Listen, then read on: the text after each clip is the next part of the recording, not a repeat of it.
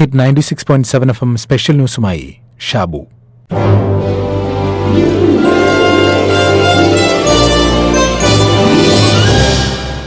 കടമ്മനിട്ടയുടെ പൂച്ചയാണിന്നെന്റെ ദുഃഖം എന്ന കവിത വാസ്തവത്തിലൊരു രാഷ്ട്രീയ കവിതയാണ്.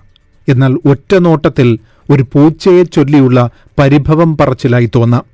നഖം നീട്ടി മാന്തുകയും ഉരുമ്മിക്കരയുകയും മ്യാവൂ കരഞ്ഞ് ബഹളം കൂട്ടുകയും ചെയ്യുന്ന പൂച്ച എന്തൊരു തൊന്തരവാണ്, എന്തൊരു ശല്യമാണ്, അത് ഇന്നെന്റെ ദുഃഖമാണ് എന്ന് കടമ്മനിട്ട. മ്യാവൂ കരയും, കരം പൊക്കി എന്നെ തടുക്കും, ഉരുമ്മിക്കടിക്കും, നഖം നീട്ടി മാന്തും, ഇടയ്ക്കെന്റെ കണ്ണിലൂടോടിയൊളിക്കും, ഇളവയിൽ കായും, ഇമപൂട്ടി അല്പം മയങ്ങും, ഇടയ്ക്കിടെ പാലോർത്തു വീണ്ടും ഉണർന്നു കരയും, ഈ പൂച്ചയാണിന്നെന്റെ ദുഃഖം.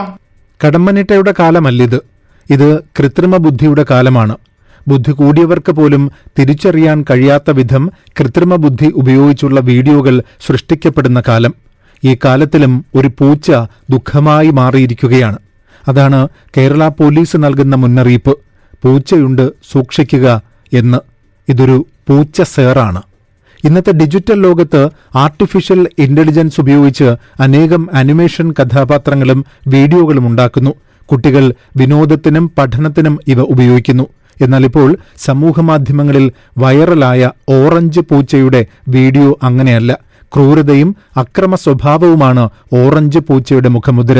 സഹജീവികളെ ചതിച്ച് കെണിയിലാക്കി മാരകമായി ആക്രമിച്ച് കൊന്നു തിന്നുന്നതും ഉറ്റ സുഹൃത്തുക്കളെ ഭക്ഷണത്തിന് വീട്ടിലേക്ക് ക്ഷണിച്ച് മദ്യം നൽകി മയക്കിക്കൊല്ലുന്നതുമാണ് ഒട്ടുമിക്ക വീഡിയോകളുടെയും ഉള്ളടക്കം. ഇവ സമൂഹമാധ്യമങ്ങളിൽ ട്രെൻഡിങ്ങുമാണ്. ക്ലാസ്സിലെ ഒരു കുട്ടി ദിവസവും മറ്റുള്ളവരെ പേനയ്ക്ക് കുത്തുന്നത് ശ്രദ്ധയിൽപ്പെട്ടു. മറ്റുള്ളവർ കരയും വരെ അത് തുടരും. വഴക്കു പറഞ്ഞാലും കൂസലില്ല. രക്ഷിതാക്കളെ വിളിച്ച് അന്വേഷിച്ചപ്പോഴാണ് കുട്ടി നിരന്തരം ഇത്തരം വീഡിയോകൾ കാണാറുണ്ട് എന്നറിഞ്ഞത്. ഇത്തരം വീഡിയോകൾ ചെറുപ്പത്തിൽ തന്നെ അനുകരണ ചിന്ത വളർത്തുവാനും മറ്റുള്ളവരെ ആക്രമിക്കുവാനും ക്രൂരമായ പ്രതികരണങ്ങളിലേക്കും മറ്റുള്ളവരുടെ വേദനയിൽ സന്തോഷിക്കുന്ന സ്വഭാവമുള്ളവരായി മാറ്റും.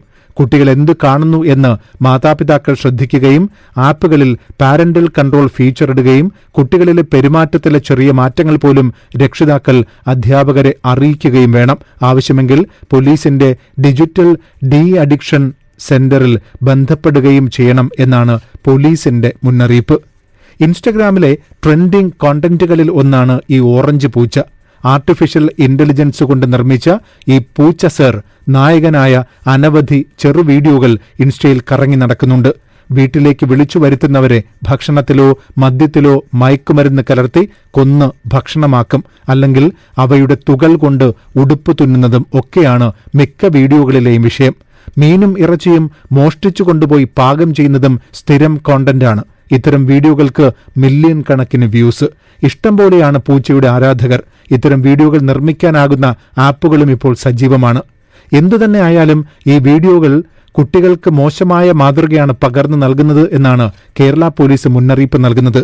കാരണം കുട്ടികൾക്കിഷ്ടമുള്ള പൂച്ച എന്ന പെറ്റിനെ കേന്ദ്രീകരിച്ചാണ് വീഡിയോകൾ എന്നതുകൊണ്ട് കുട്ടികൾ എളുപ്പം ഇതിലേക്ക് ആകൃഷ്ടരാകും. എന്നാൽ ക്രൂര മനസ്സുള്ള പൂച്ചയുടെ ചെയ്തികൾ കുട്ടികളെ എളുപ്പം സ്വാധീനിക്കുകയും ചെയ്യും. മോഷ്ടിക്കുന്നതോ ഒരാളെ കുത്തി വേദനിപ്പിക്കുന്നതോ തെറ്റല്ലെന്നും അത് കാണാനും ലൈക്കടിക്കാനും ലക്ഷക്കണക്കിന് ആളുകൾ ഉണ്ട് എന്നുമുള്ള തോന്നൽ ഉളവാക്കും. പിന്നെ ഇത് കണ്ടിട്ട് വേണം ഇനി കുട്ടികൾക്ക് ചീത്തയാവാൻ എന്നൊക്കെ നിസ്സാരവൽക്കരിക്കുന്നവരുണ്ട്. പക്ഷേ ഇതൊന്നും നിസ്സാരമല്ല. അഡോളസൻസ് എന്ന സീരീസിനെക്കുറിച്ച് ഇതിനു മുമ്പും പറഞ്ഞിട്ടുള്ളതാണ്.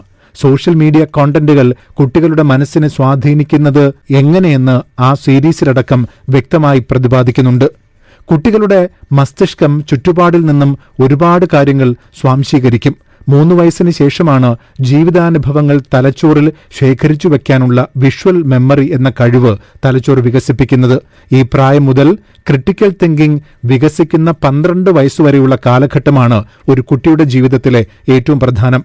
കൺമുന്നിൽ കാണുന്ന കാര്യങ്ങളൊക്കെ അത് നേരിട്ട് കാണുന്നതാണെങ്കിലും ദൃശ്യമാധ്യമങ്ങളിലൂടെ കാണുന്നതാണെങ്കിലും ശരിയാണെന്ന് വിശ്വസിക്കുകയും അവ സ്വാംശീകരിച്ച് അനുകരിച്ച് അതുമായി തന്മയീഭാവം പ്രാപിക്കാനുമുള്ള സാഹചര്യം കൂടുതൽ ഉണ്ടാവുകയും ചെയ്യുന്നു. ഇക്കാരണം കൊണ്ട് തന്നെ ഈ പ്രായത്തിലുള്ള കുട്ടികളുടെ മുന്നിലാണ് മാതാപിതാക്കൾ കൂടുതൽ ജാഗ്രതയോടെ പെരുമാറേണ്ടത്.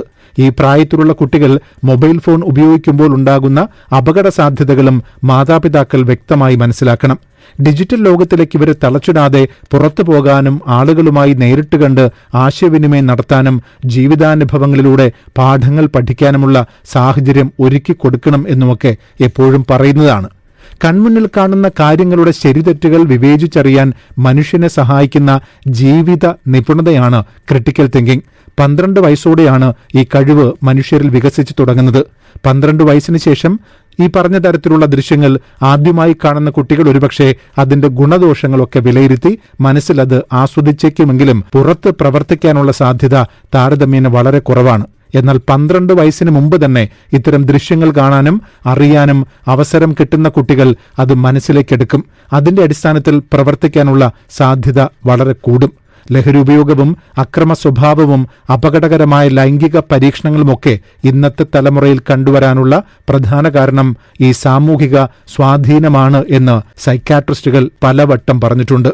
അതുകൊണ്ട് പണ്ടൊക്കെ പട്ടിയുണ്ട് സൂക്ഷിക്കൂ എന്ന് ഗേറ്റിൽ എഴുതി വച്ചതുപോലെ മൊബൈൽ സ്ക്രീനിൽ എഴുതി വെക്കണം പൂച്ചയുണ്ട് സൂക്ഷിക്കുക. അയ്യോ, ഇതെന്തു കൃതി! യുക്തിഭദ്രമായ എന്നെ കടിച്ചു തിന്നുന്നതി പൂച്ച. എനിക്കെതിർത്തിടുവാൻ വയ്യ, എന്റെ കയ്യുകൾ പിന്നിൽ വലിഞ്ഞു മുറുകുന്നു.